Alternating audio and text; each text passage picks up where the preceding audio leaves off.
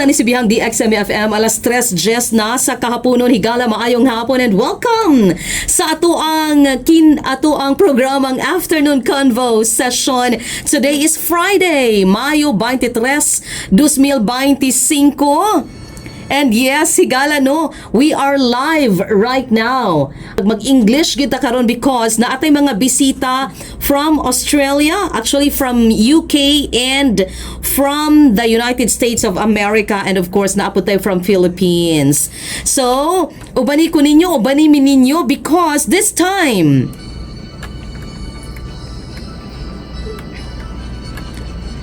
this program will be graced by our international speakers. Kaganina adunay, actually whole day din siya until 7 p.m.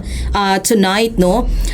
Adunay gipahigayong nga International Mini-Symposium on Hemiptera.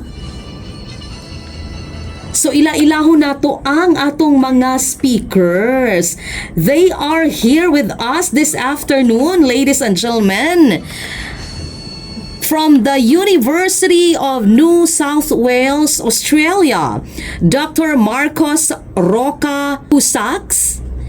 We also have here from the University of Connecticut, United States of America, Dr. KATRINA MENARD. And of course, from Central Mindanao University, we have here Mr. John Vincent Gonzales. And naapo diri no, kauban po nato karon si Dr. Alma Mohagan from Central Mindanao University.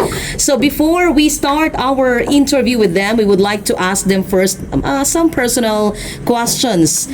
Hello, Sir Marcos. Good afternoon. And welcome to the XMUFM. Welcome to Central Mindanao University. Good afternoon, and thank you very much for the invitation also to be here.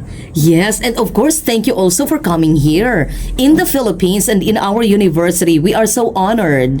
Thank you, sir. Thank you very much. It's not my first time, and I couldn't wait to come back.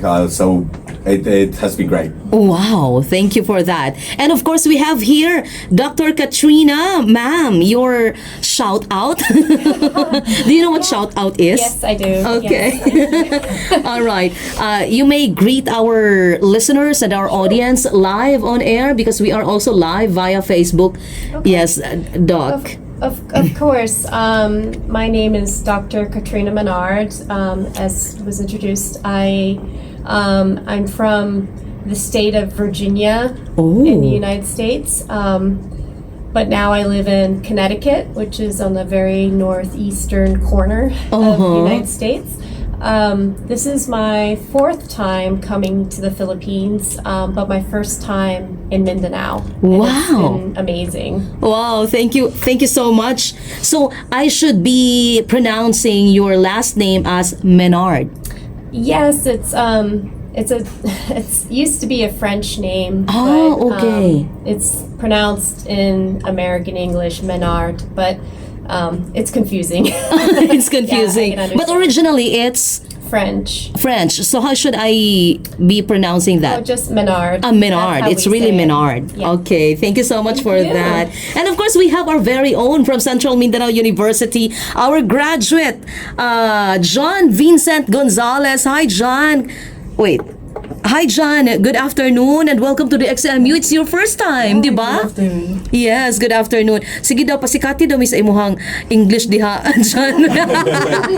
Pero bitaw, sige, imong shout out sa, you are from Kadingilan, di ba? Yes, Kaganina, yes. naka-mention ka off-air.